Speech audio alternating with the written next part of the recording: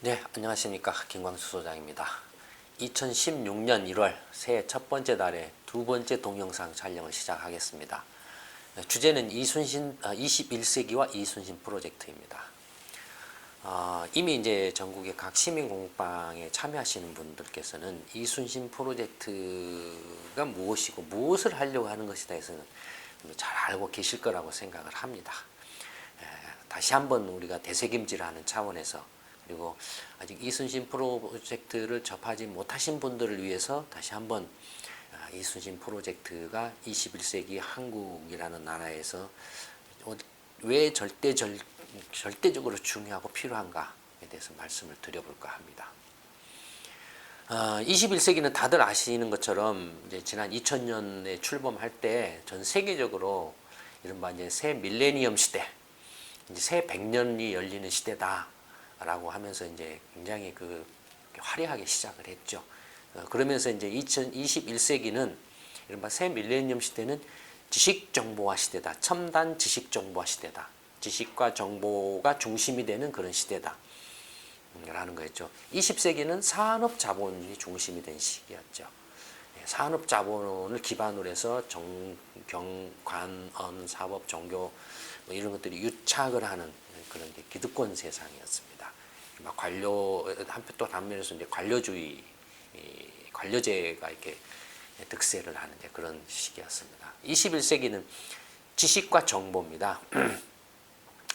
근데 그 지식과 정보가 이렇게 부각이 된 것은 다들 아시는 것처럼 이제 1990년대부터 이른바 미국을 중심으로 해서 정보통신혁명이 이제 이른바 뉴 이코노미라고 불리는 정보통신혁명이 일어났죠. 전 세계적으로 PC가 보급이 되고 이른바 이제 윈도우 시스템이 이렇게 깔리고 인터넷이 이제 확산이 되고 하면서 이제 PC 성능이 좋아지고, 그래서 이른바 이제 전 세계적으로 이제 정보 공유가 가능해지는, 그러면서도 그 정보 공유의 네트워크를 통해서 지식이 또 확산되는 뭐 이런 이제 상황이 발생했죠. 그래서 이제 이런 지식과 정보를 기반으로 해서 이제 21세기는 근본적으로 이렇게 세상이 달라질 거다라는 이야기들이 굉장히 많았습니다.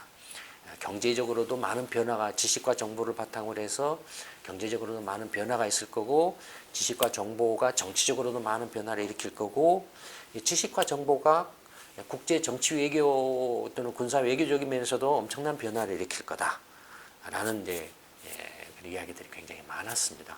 그래서 실제로 지금 지식 정보를 기반으로 해서 지금 현재 산업의 변화가 일어나고 있죠.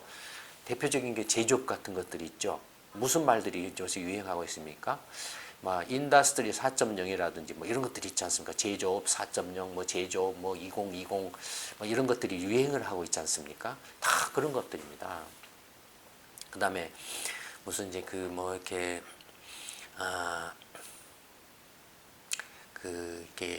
첨단 과학 기술 같은 것도 다 이 지식과 정보를 기반으로 하고 있습니다. 로봇 공학 같은 것도 이 정보 통신 기술 발전 없이 로봇 공학이 발전할 수 있는 리모트 원격 조종이 불가능하죠.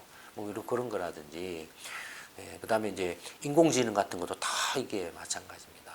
지식과 정보가 21세기의 경제 산업을 근본적으로 바꾸려고 하고 있죠.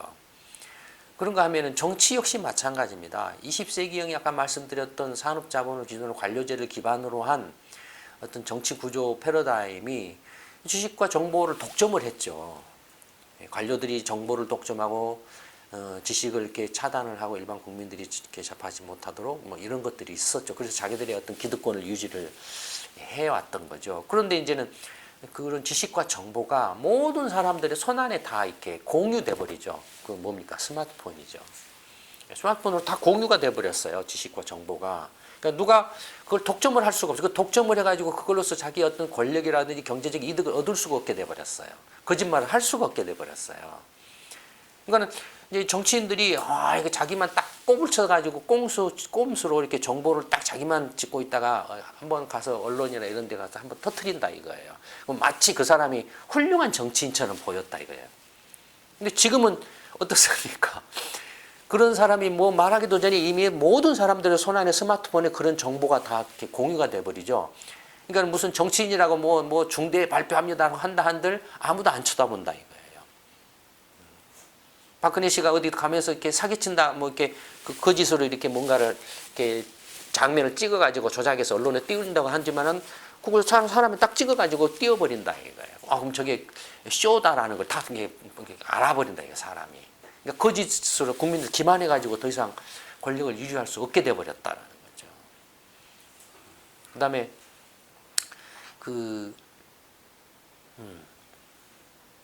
지식도 마찬가지죠. 예전에는 대학 교수 하면은 어땠습니까? 대단하게 생각했었죠. 예전 같으면.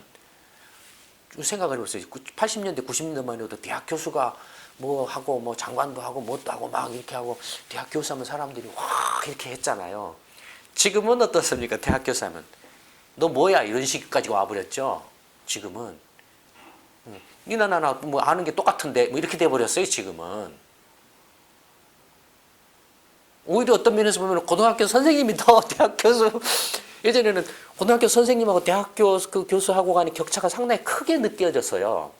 근데 지금은 어떻습니까? 그렇게 안 느껴져요. 지금은 오히려 고등학교 선생님이 더 높게 이렇게 느껴지기조차까지 하죠. 지금은 그게 대학 교수? 그래요? 뭐 이런 식이 돼버렸죠. 지금은. 그러니까 지식이 이제는 어떤 특정 계층의 특정 집단의 전유물이 더 이상 아니다라는 겁니다. 그걸로서 뭔가를 행세를 할 수 있는 그런 것이 아니다라는 거예요.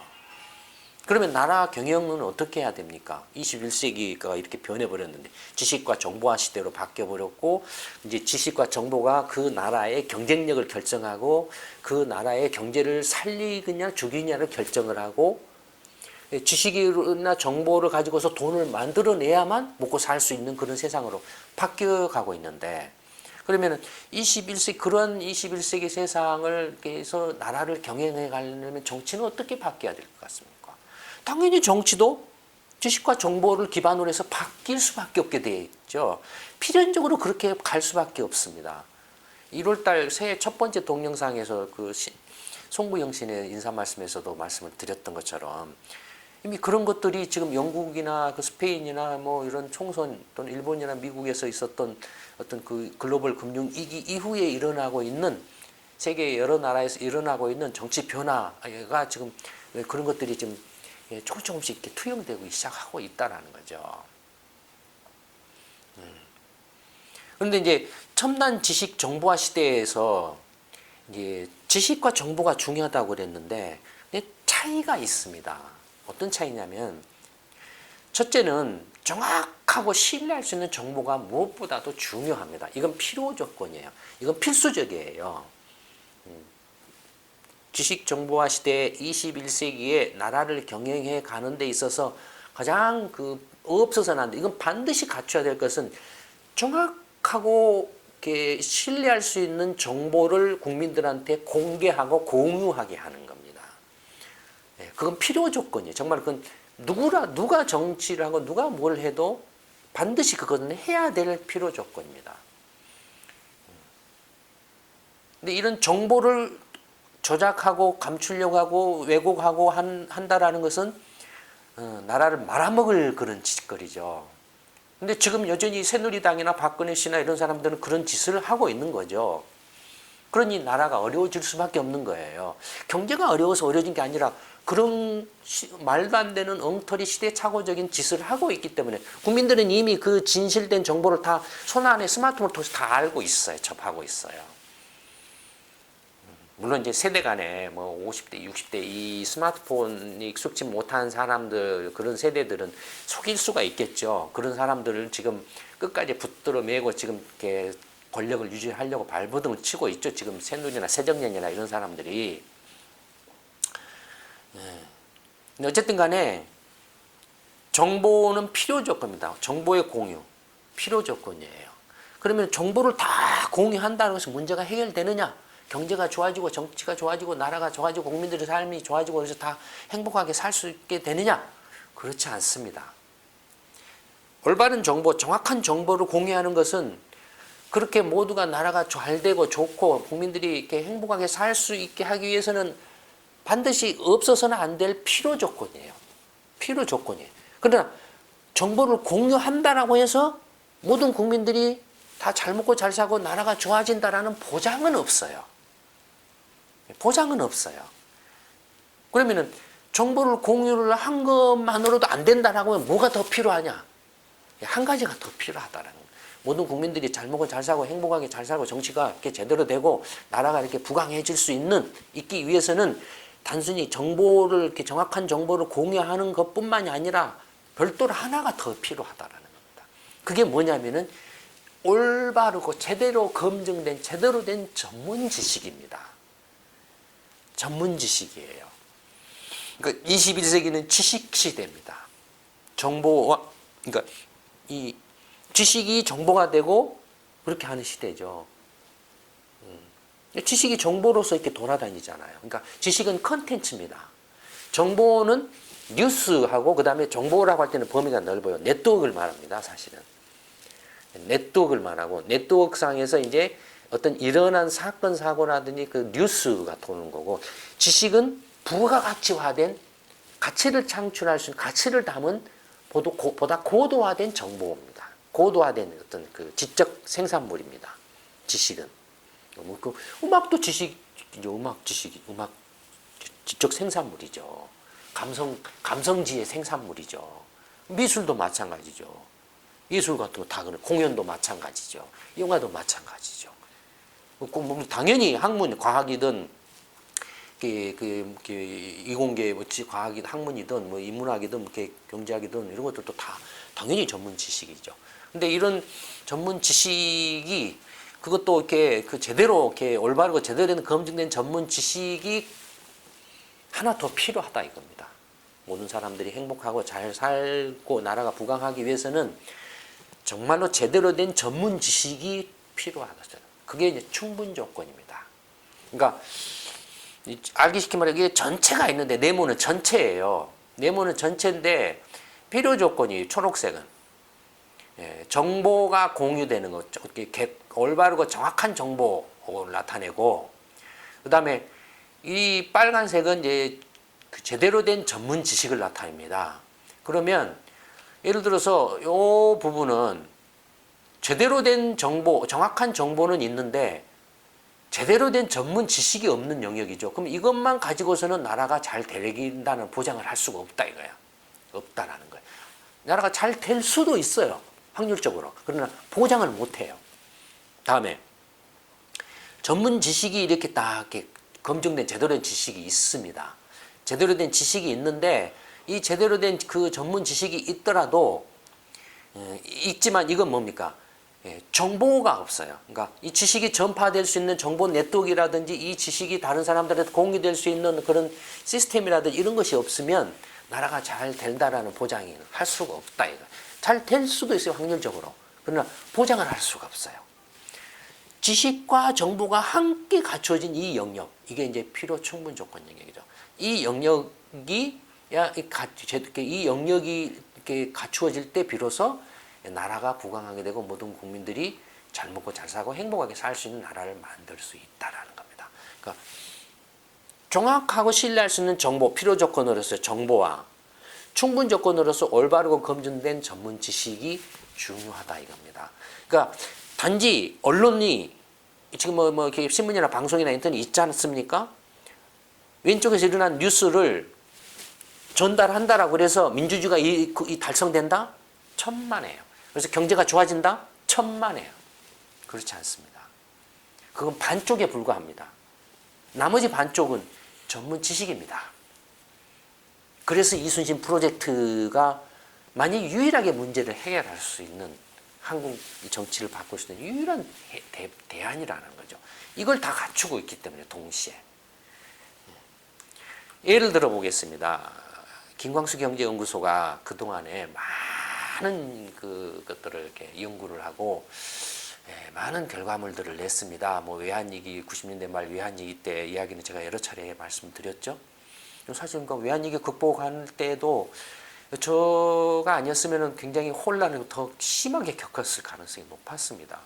근데 어쨌든 뭐 그런 걸 포함해서 예를 들어서 지금 2015년 말부터 지금 막 뭐 대기업들 구조조정이다 뭐다 난리 법석 조선이다 철강이다 중공업이다 뭐 난리 치고 있지 않습니까? 네, 예를 들어서 화성 면방 산업은 1990년대 저희 연구소가 이미 이제 그때는 연구소가 아니었죠. 개인이었죠. 외국 회사에 있었으니까. 업계 프로젝트를 해가지고 구조조정이 필요하고 경쟁력 구조조정을 바탕으로 해서 10년, 20년을 내다보고 경쟁력을 강화할 수 있는 방안을 만들어가는 게 필요하다라고 이야기를 이미 했습니다.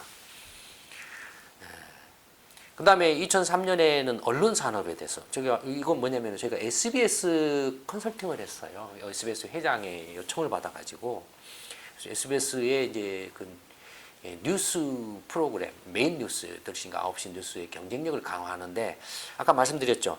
20세기와 21세기의 큰 차이는 21세기는 지식 정보화 시대로 바뀌는 거라고 그랬죠. 20세기의 뉴스는 권력자들이 권력을 가진 기득권들이 그냥 흘려보내주는 걸 받아서 전달하는 것이었습니다. 21세기 이제 언론 매체가 경쟁력을 가지려면 어떻게 됩니까? 단순히 왼쪽에 있는 뉴스를 오른쪽으로 흘려서는 경쟁력이 없습니다. 왜냐하면 일반 사람들이 더 빠르기 때문에요. 방송국이나 신문사 기자들이 많다고 한들 전국에 수천만 명 스마트폰 들고 다니는 사람들이 찍어대는 것보다 더 이렇게 빠르게 뉴스를 이렇게 만들어내고 생산하고 전파시킬 수 있겠습니까? 없어요. 경쟁력이 없어요, 이미 언론이. 실제로 지금 그래서 언론이나 방송이나 신문들이 죽고 있잖아요. 없어요. 그런 걸 이미 2003년 그 SBS 컨설팅 할 때 저희가 이야기를 했어요. 변한다고.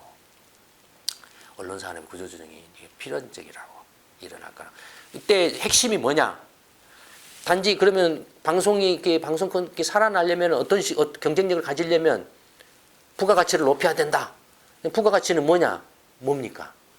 단순한 왼쪽에서 일어난 사실을 오른쪽으로 그대로 있는 그대로 전달하는 것뿐만이 아니라 지식, 전문 지식으로 그걸 부가가치화해서 그걸 보는 사람, 접하는 사람에게 그 뉴스를 접하는 사람에게 이 뉴스가 왜 발생했고 어떤 것이 원인이 됐고 그래서 어떤 문제가 일어나고 있고 앞으로 이것이 어떻게 영향을 미치고 이 문제를 해결하려면 무엇이 필요하고 하는 그런 부가가치가 필요하다. 이제는 단지 왼쪽에서 오른쪽으로 흘러보내는 그런 것만으로는 안 된다라는. 근데 한국의 경우에는 이제 그런 이른바 이제 뉴스를 이렇게 조작을 하죠. 조작을 해서 기만을 해버리죠. 사이비 전문가들을 이렇게 동원시켜 가지고 검증되지 않는 전문가들, 기자는 기자일 뿐이지 그 사람이 무슨 전문가이겠습니까? 그렇지 않습니까? 전문가는 저 같은 사람들이 전문가죠. 근데 그런 사람들이 기사나 방송 프로그램 뉴스를 띄운다라 그래서 그 사람들이 뭐 전문가입니까? 엉망진창이죠. 엉터리죠. 어쨌든 그렇다 이거예요. 그 다음에 이미 저축은행 사태가 벌어질 거라고 얘기는 2005년에 그 시평 보면 있습니다. 경제 시평에 이미 이야기가 있어요. 그 다음에 증권업 세락에 대해서도 2006년에 이미 저희가 컨설팅을 했습니다.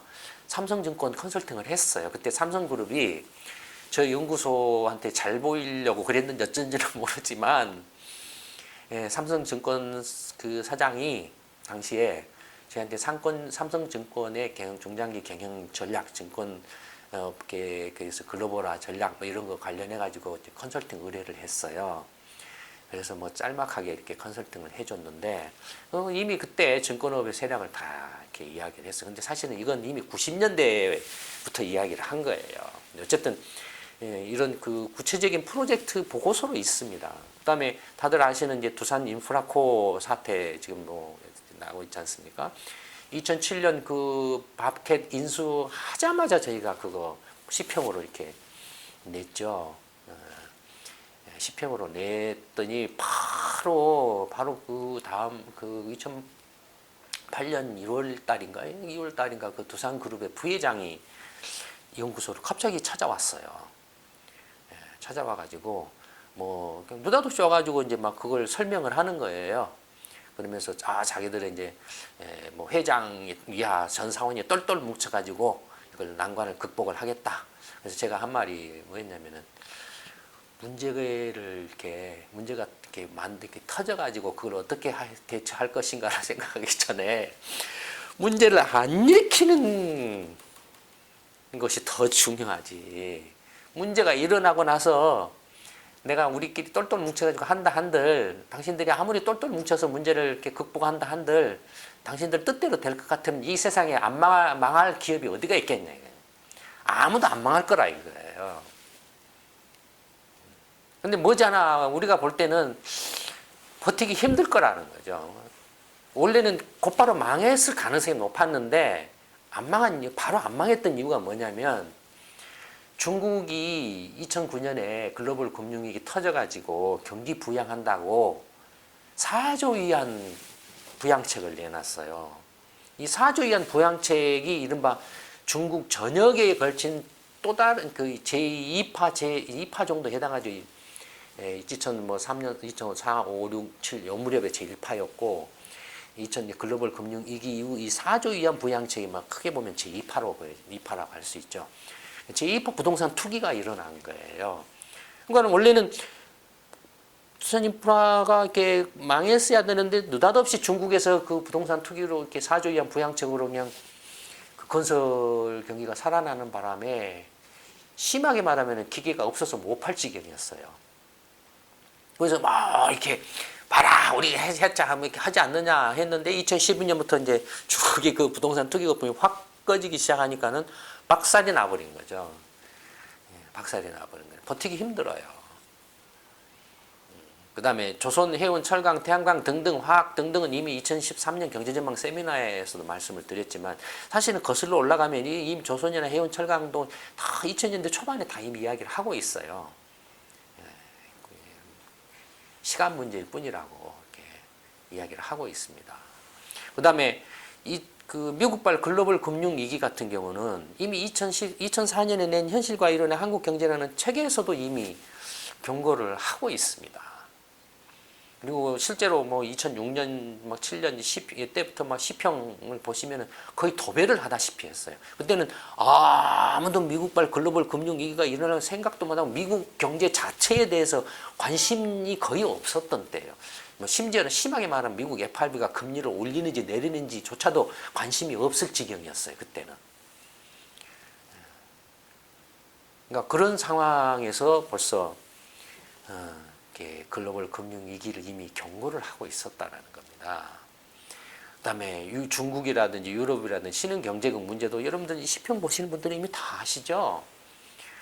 일단 부동산 문제 같은 경우도 이미 다 알고 계시죠. 뭐 2007년 대세 하락에서부터 시작해서 전월세 대란이 일어나서 이렇게 어떻게 되고 있다 하면서 경제전망 세미나에서도 말씀을 드렸습니다만 다소 이렇게 아직 어리석은 사람들이 지방이상 올라가고 있지 않느냐라고 하는데 이렇게 떨어질 거라고 했는데 지방은 올라가지 않느냐라고 하는데 정말로 그런 사람들은 어리석은 사람들이에요. 와서 세미나 이야기를 제대로 안 들은 사람들이에요. 또는 우리 연구소에서 말하는 어떤 부동산 관련 이야기들을 제대로 눈여겨보지 않은 사람들이에요. 그 사람들은 대가를 치를 겁니다.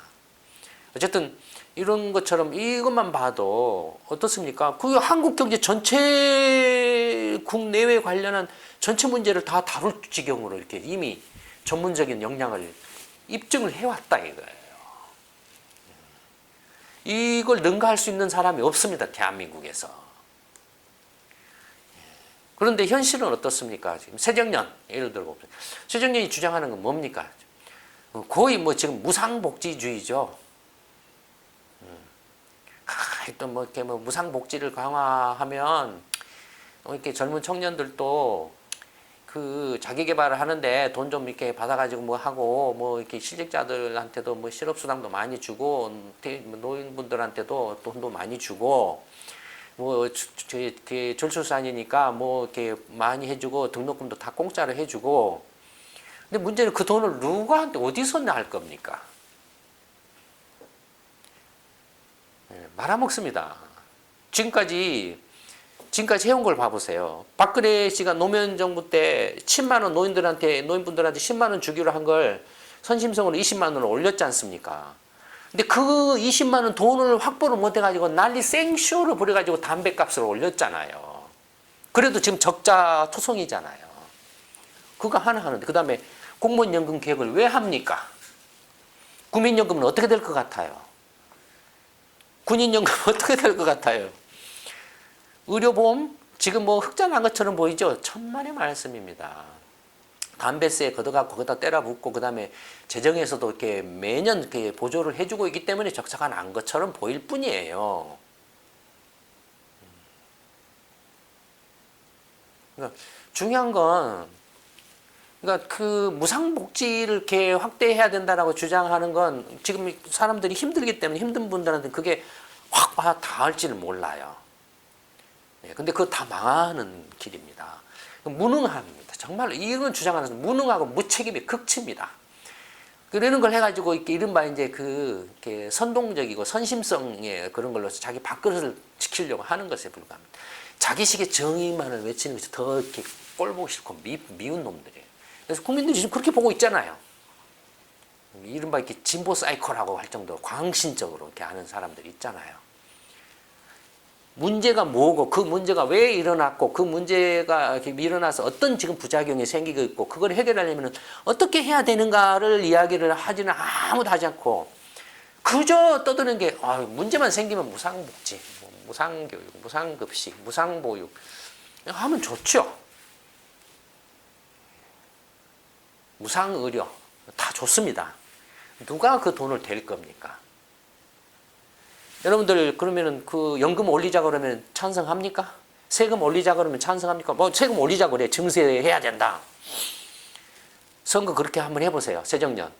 증세 주장해서 선거하세요. 내년 4월 총선에. 새정년은 증세를 통해서 무상복지를 강화하기로 하겠습니다. 공약으로 내세웁니다. 라고 하세요. 해보세요. 어떻게 되는가? 그 다음에 새누리는 이 사람들은 입만 열면 다 거짓말이에요. 이 사람들은 새빨간 거짓말이에요. 이 사람들은. 그 다음에 거짓말을 넘어서 부정한 짓거리까지 서슴없이 하죠. 부정선거, 부정부패, 비자금. 그러니까 이 사람들은 사실은 까놓고 보면은 철저한 반민주적이고 반시장적인 집단입니다. 아주 몰상식, 상식을 넘어서는 몰상식과 부정부패의 대표 집단이에요. 오로지 이 사람들이 원하는 것은 철저한 자기들 기득권주의입니다. 군대 간 사람도 없죠. 이중국적 대다수 가지고 있죠, 자식들. 또 해외 비자 저게 뭡니까? 조세 피난처인지 조세 너무 도피처인지 돈 빼돌리는 사람들한테 세금 때리지도 않죠. 그 조사하려고 하지도 않죠. 그다음에 감옥 가면 다 끄집어내죠.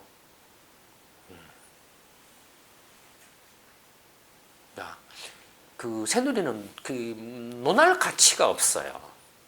이건 빨리 제거를 해야 될 대상입니다. 들으시기에 따라서 과격하게 들리실지 모르지만 만약에 새누리 같은 정당이 일본이나 미국이나 유럽 선진국에 있었다라고 한번 생각을 해보십시오. 어떻게 될까는 100명은 다 감옥에 가서 무기징역 받을 겁니다. 그렇지 않겠습니까? 한번 해보세요. 한번. 인터넷에 한번 미국이나 유럽이나 일본 같은 데다 한번 새누리당이 했던 행적들을 딱 써가지고 한번 올려보세요. 만약에 일본에서 어떤 정당이 이런 행태를 보였다라고 하면은 일본이나 미국이나 유럽에서는 어떻게 처분을 합니까? 한번 물어보세요. 한번. 그러니까 이미 이런 사람들이 그러니까 이 사람들이 할 수 있는 건 뭡니까? 정보를 그러니까 자기식의 정보 자기 편이 아니다라고 생각하면 저놈 나쁜 놈이야, 뭐 간자야, 뭐야, 그냥 난리 생쇼 브루스를 칩니다. 근데 안철수 씨하고 이렇게 이제 갈라졌잖아요. 주류 비주류하고 갈라졌잖아요. 그러면 생각을 해보세요. 막 그 비주류 욕하고 안철수 씨 욕하고 우리가 뭐 안철수 씨나 비주류를 지지해서 하는 이야기가 아니고 우리는 다 물갈이를 해야 된다는 입장이고 지지해서가 아니고 생각을 해보세요. 갈라지면 새누리가 어떤 꼼수를 부릴 것 같습니까? 알바 댓글 부대를 동원하겠죠. 이간질 시키려고 이의제의 전략을 취하겠죠. 그렇죠. 주류하고 비주류하고 또는 안철수하고 서로 싸움을 붙이겠 거 아닙니까? 그러면은 마치 새정년 주류 진노 이런 쪽인 것처럼 해가지고 안철수는 간자야 뭐야 이렇게 하고 또 안철수 쪽에부터 알바 댓글 붙여가지고 새정년 문재인 씨는 친노 이렇게 무능하고 이렇게 무력하고 이런 자야 이렇게 이렇게 할 거고, 또 비주류에 대해서는 이 사람들은 호남 기득권주의자야 이렇게 하고 그런 알바 댓글 지르고 국정원이 뭐든 또 막 해가지고 할 거 아니겠습니까? 그런 것조차도 생각을 못하는 어리석은 집단이라는 거예요.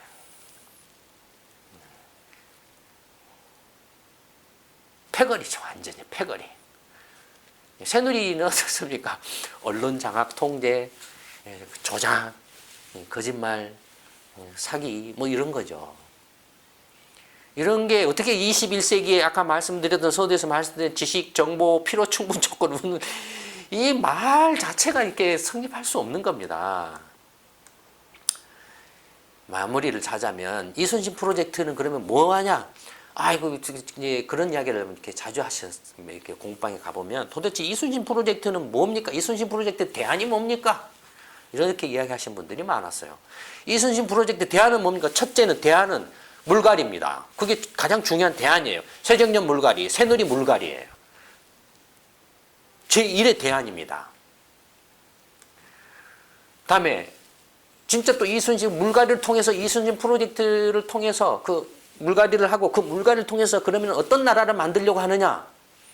무상복지도 아니고 자기끼리 해먹는 거짓말과 수단과 방법을 가리지 않고 기득권 챙겨먹고 선거 때만 거짓말을 쏟아내고 선거 끝나고 나면은 내가 언제 그런 말 했습니까? 어쩔 수 없습니다. 뭐 이렇게 배째세요. 뭐 이런 식으로 하는 그런 사기가 아닌 이것이 무슨 이렇게 문제를 해결하는 해결책입니까? 이것이 대안입니까? 여러분들 이런 것이 대안이라고 지금 이렇게 주장을 해오고 그래서 저한테 와서 또는 그 이순신 프로젝트에 와서 대안이 뭡니까? 그러면 새정년이나 새누리는 이게 대안이라고 해서 지금 나라를 경영해서 잘 해왔냐 이거예요. 아니다 이거예요. 이순신 프로젝트 첫 번째 대안은 이 새정년과 새누리를 전면적으로 물갈이를 하고 안철수 씨를 포함해서 다 모조리 물갈이를 하고 그걸 물갈이를 바탕으로 해서 그러면 어떤 나라를 만들려고 하느냐. 모든 사람들이 부자는 될 수는 없죠. 그렇지 않습니까? 모두가 다 부자 될 수는 없잖아요. 부자는 못 되지만 내가 평범한 사람으로 평범한 월급 받고 평범한 장사에서 수입을 얻더라도 내 힘으로 남 부끄럽지만 않게 남사스럽고 창피스럽지 않게 내 힘으로 내 자신과 내 가족과 내 자식의 삶과 미래를 책임질 수 있을 정도의 그런 경제 시스템을 구축을 하는 게 우리 이순신 프로젝트의 대안입니다. 만들 수 있어요, 이건. 이미 그 대안을 제가 준비를 해놨어요. 그럼 그 이야기 해주세요. 제가 첫 번째 처음에는 대안 이야기 못 해준다고 그랬죠. 왜냐하면 그 쓰레기들이 와가지고 첩자고 뭐고 와가지고 그 듣고 가서 뺏겨서 한다. 웃기는 짓입니다. 생각을 해보십시오. 제가 말씀드렸잖아요. 급한 환자가 생겼어요. 중병 환자가 생겼어요. 옆에 전문 의사가 있습니다. 근데 전혀 그 의학적인 훈련이나 지식이 없는 사람이 전문 의사한테 나한테 내가 치료를 할 테니까 내가 수술하면 수술하고 내가 뭐 하면 할 테니까 당신이 나한테 설명해 주세요 하는 거하고 똑같다라고 제가 말씀을 드렸죠. 예, 그런 겁니다. 암 하면은 의학 서적에 다 치유법에 설명이 나와 있습니다. 책에 있어요. 그러나 현실에서 직접 그 암 환자에 부딪혔을 때 그 교과서에 의학 서적에 써져 있는 그걸로서 그 암 환자를 치료할 수 있냐 이겁니다. 불가능합니다. 그럼 어떻게 치료합니까? 실제로 그 전문 의사가 직접 그 암 환자를 보고 진단을 하고 원인이 뭐고 정도가 어떤 정도고 어떤 방식으로 치료를 하는 게 가장 효과적이겠다는 걸 그 전문 의사의 통찰력을 가지고서 치료를 하죠. 거기에 따라 걸려있는 거죠. 경제도 마찬가지입니다. 부산 지역 경제, 서울 지역 경제, 뭐 대구 지역 경제, 광주 지역 경제, 인천 경제 다 다릅니다. 한국 경제, 일본 경제, 유럽 경제 다 다릅니다. 전문가가 직접 그런 저런 상황 전체적으로 이렇게 보고 틀을 잡고 그다음에 예상을 하고 전망도 하고 한 가운데서 실제로 이렇게 그때 상황이나 그 시기에 부딪혀서 그 상황을 정확하게 진단해내고 통찰력으로서 그 문제를 풀어가고 이렇게 해법을 만들어서 이렇게 해 나가는 이게 정말 그래서 전문 지식이 그래서 절반으로서 중요하다라는 겁니다. 그래서 중요한 겁니다. 21세기의 나라를 제대로 만들어 가려면 이런 전문 지식을 갖춘 이렇게 통찰력 있는 전문가 집단에서 나라를 이끌어 가지 않으면 안 된다라는 겁니다. 이순신 프로젝트에 대한 이겁니다. 무상복지도 아니고 사기쳐서 이렇게 수단과 방법을 하는 거 권력 잡고 기득권끼리 그냥 정경관 사법 유착해가지고 반민주적이고 반시장적이고 부정부패해서 나라를 말아먹는 그런 것이 대안이 아니고 그런 것을 사그리 이렇게 물갈이해서 갈아치우고 모든 대다수 국민들이 능력이 되는 대로 자기 열심히 노력을 이렇게 하면 남 부끄럽지 않고 창피스럽지 않을 정도로 먹고 살 수 있고 자기 가족과 자식의 어떤 그 삶과 미래 장래를 이렇게 자기 힘으로 책임질 수 있도록 그렇게 만드는 그런 경제를 만드는 게 이순신 프로젝트의 목표이자 대안입니다. 근데 그걸 할 수 있습니다. 그 방안들을 이미 많이 연구를 해뒀어요. 그걸 와서 설명해 주세요. 뭐 아주 그 사람 싸가지 없는 사람입니다. 그건 뭐 하고 왔냐면은 아까도 말씀드렸던 것처럼 전문 의사한테 와서 내가 저 암 환자를 치료할 테니까 나한테 좀 전문적으로 이렇게 모든 거 다 설명해 주세요 하라고 하는 그런 무식한 놈하고 같습니다. 그런 사람들이 있으면 쫓아버리세요. 유권자는 4천만 명입니다. 그중에 100만 명, 200만 명 그런 사람들 쫓아보낸다고 해서 하더니 제가 말씀드렸죠. 전체 유권자 4천만 명 중에 수구 꼴통 10%, 진보 사이코 10%, 양극단이 10%씩 있다고 그랬죠. 이 10%는 떨어내십시오. 80%는 대부분이 중도 온건한 사람입니다. 합리적이고 상식적인 판단을 할 수 있는 사람들입니다. 2016년 1월 두 번째 동영상 21세기와 이순신 프로젝트는 이걸로 마치도록 하겠습니다. 감사합니다.